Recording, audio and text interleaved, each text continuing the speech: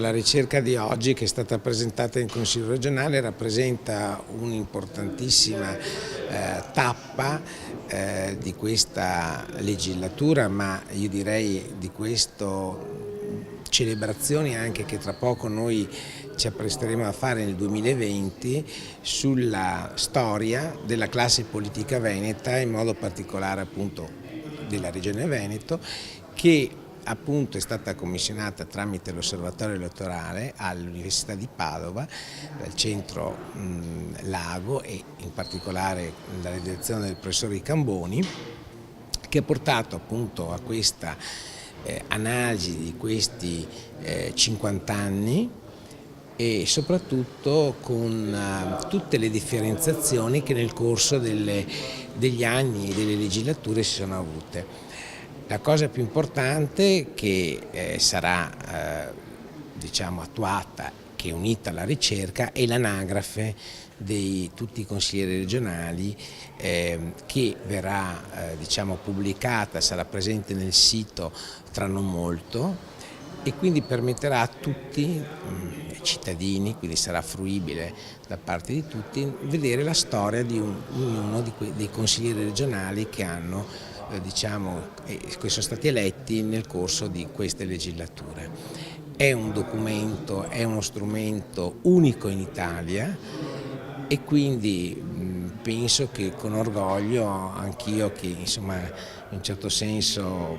ho attraversato diverse legislature, penso che con emozione mi sento di dire che sia una cosa di cui vado orgoglioso. In questa ricerca, che aveva diciamo, un focus sia quantitativo che qualitativo, abbiamo guardato soprattutto anche alla parte diciamo, qualitativa, intervistando gran parte dei consiglieri dell'attuale legislatura per capire diciamo, se fosse cambiato qualcosa anche a livello della classe politica regionale, dato che le elezioni del 2015 sono state delle elezioni comunque di rottura e delle elezioni che possiamo definire critiche, che hanno in qualche modo scardinato il sistema partitico precedente, e di conseguenza abbiamo trovato comunque degli elementi di novità, come per esempio un aumento per fortuna delle donne in consiglio regionale, per esempio un abbassamento dell'età media, quando invece il trend della seconda stagione, quindi dal 95 in poi, era stato